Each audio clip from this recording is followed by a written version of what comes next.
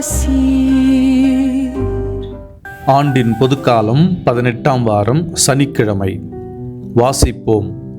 மத்தேயு எழுதிய நற்செய்தி அதிகாரம் 17, 14 முதல் 20 வரை உள்ள இறைவசனங்கள். அக்காலத்தில் இயேசு மக்கள் கூட்டத்தினரிடம் வந்தபொழுது ஒருவர் அவரை அணுகி அவர் முன் முழந்தால் படியிட்டு, ஐயா, என் மகனுக்கு இரங்கும். அவன் வலிப்பு நோயால் பெரிதும் துன்புறுகிறான். அடிக்கடி தீயிலும் தண்ணீரிலும் விழுகிறான். உம் சீடரிடம் அவனை கொண்டு வந்தேன். அவனை குணமாக்க அவர்களால் முடியவில்லை என்றார். அதற்கு இயேசு, நம்பிக்கையற்ற சீரழிந்த தலைமுறையினரே, எவ்வளவு காலம் நான் உங்களோடு இருக்க இயலும்? எவ்வளவு காலம் நான் உங்களை பொறுத்து கொள்ள இயலும்? அவனை என்னிடம் இங்கே கொண்டு வாருங்கள் என்று கூறினார். கொண்டு வந்ததும் இயேசு அப்பேயை கடிந்து கொள்ளவே அது அவனை விட்டு வெளியேறியது. அந்நேரமே சிறுவன் குணமடைந்தான். பின்பு சீடர்கள் தனிமையாக இயேசுவை அணுகி வந்து, அதை ஏன் எங்களால் ஓட்ட இயலவில்லை என்று கேட்டார்கள். இயேசு அவர்களை பார்த்து, உங்கள் நம்பிக்கை குறைவுதான் அதற்கு காரணம். உங்களுக்கு கடுகளவு நம்பிக்கை இருந்தால் நீங்கள் இம்மலையை பார்த்து, இங்கிருந்து பெயர்ந்து அங்கு போ என கூறினால் அது பெயர்ந்து போகும். உங்களால் முடியாதது ஒன்றும் இராது என நான் உங்களுக்கு சொல்லுகிறேன். தியானிப்போம். நம்பிக்கையில் வேரூன்றி வாழ ஆர்வமோடு இருக்கும் கிறிஸ்துவில் எனது அருமை அருளாசிர் ஊடக நண்பர்களே, இன்றைய 2 வாசகங்களுமே நம்பிக்கையின் முக்கியத்துவத்தை குறித்து எடுத்து கூறுகின்றன. இன்றைய முதல் வாசகத்தில் இஸ்ரேல் மக்கள் பாபிலோனிய அடிமைத்தனத்தில் சிக்கி எவ்வாறெல்லாம் துன்பப்பட்டனர் என்பதை அபாக்குக் இறைவாக்கினர் ஒரு அழகிய ஊமையின் வாயிலாக எடுத்து கூறுகின்றார். ஒரு பக்கம் அவர்களின் துன்பத்திற்கு காரணம் அவர்கள் செய்த குற்றமே என்று சொன்னாலும், இஸ்ரேல் மக்களை துன்புறுத்திய அல்லது அடிமைப்படுத்திய பாபிலோனியர்கள் ஒன்றும் நேர்மையானவர்கள் அல்ல என்பதையும் அவர் சுட்டிக்காட்டுகின்றார். தொடர்ந்து இஸ்ரேல் மக்கள் வலையில் அகப்பட்ட மீன்களைப் போல் துன்புறுவதை அவர் சுட்டிக்காட்டுகின்றார். இதிலிருந்து விடுவிப்பதற்காக கடவுளின் உதவி நிச்சயம் அவர்களுக்கு வரும் என்றும், அந்த உதவியை தானும் எதிர்பார்த்து காத்து கொண்டிருப்பதாகவும் அவர் சொல்லுகின்றார். இந்த பின்னணியில்தான் அவர் இறை உதவியை எதிர்பார்த்து காத்திரு, அது நிறைவேறிய தீரும், காலம் தாழ்த்தாது. இதை நம்பாதவரோ உள்ளத்தில் நேர்மையற்றவராக இருப்பார். நேர்மையுள்ளவரோ தங்களது நம்பிக்கையால் வாழ்வடைவார் என்று எழுதுகின்றார். இன்றைய நற்செய்தியில் இயேசு சிறுவனை பிடித்திருந்த பேயை சீடர்களால் ஓட்ட முடியாததற்கு காரணம் அவர்களுடைய நம்பிக்கையின்மையே என்று சுட்டிக்காட்டுகின்றார். நம்பிக்கை கொண்டிருக்கின்ற ஒரு மனிதன் ஒரு மரத்தை பார்த்து பெயர்ந்து போ என்றால் அது நடக்கும் என்கின்ற ஒரு உதாரணத்தையும் அவர் இங்கு முன்வைக்கின்றார். அன்பார்ந்தவர்களே, இங்கு இயேசு கடவுள் மீதான நம்பிக்கையை பற்றி பேசினாலும் இன்னும் கொஞ்சம் பரந்த உள்ளத்தோடு நாம் இதை பார்க்கும் பொழுது மனித மனதில் இருக்கும் நம்பிக்கையின் தன்மைக்கும் அவரது வாழ்வின் தரத்திற்கும் ஒரு நேரடி தொடர்பு இருப்பதை நம்மால் பார்க்க முடிகின்றது.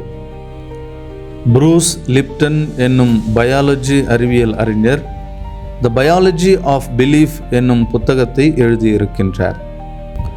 அவர் அந்த புத்தகத்தில் மனித மனதில் இருக்கும் நம்பிக்கைக்கும் அந்த மனிதரின் உடல் நலத்திற்கும் உள்ள ஒரு நேரடி தொடர்பை குறித்து ஆய்வுகள் பல செய்து அதனுடைய முடிவுகளை அந்த புத்தகத்தில் சுட்டி காட்டுகின்றார்.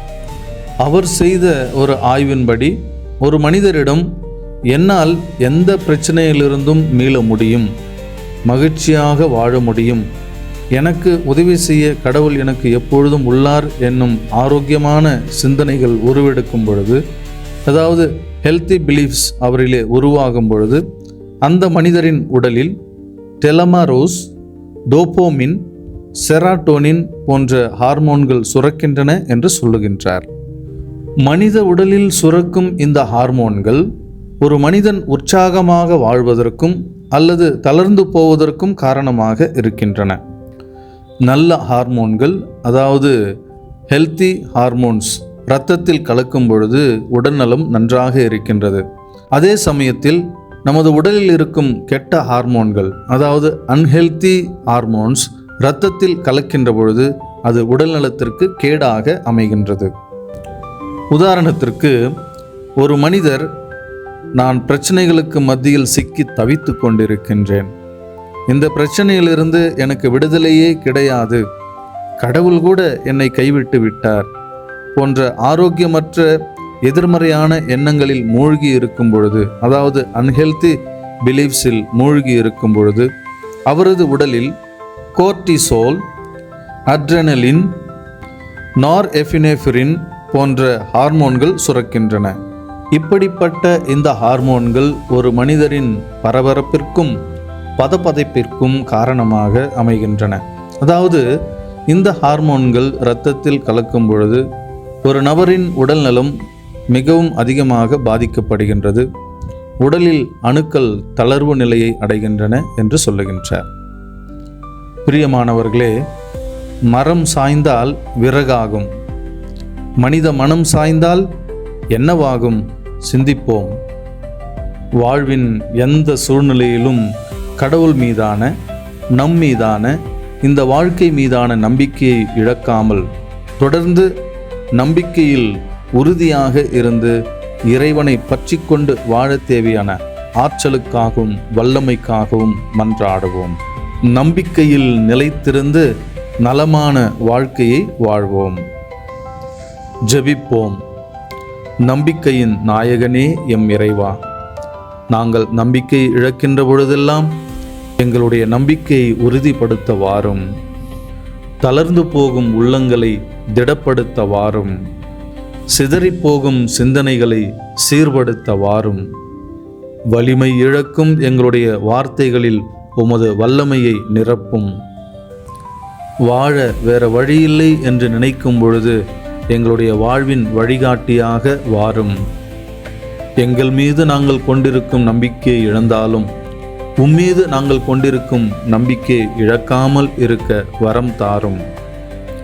நாங்கள் எங்களுடைய வாழ்க்கையிலே எப்படிப்பட்ட பிரச்சனைகளை சந்தித்தாலும் அவற்றை ஒன்றுமில்லாததாக மாற்றக்கூடிய ஒரு வல்லமை ஆற்றல் உமக்கு உண்டு என நம்பக்கூடிய ஒரு நம்பிக்கையை எங்களுக்கு தந்து வழிநடத்தும்.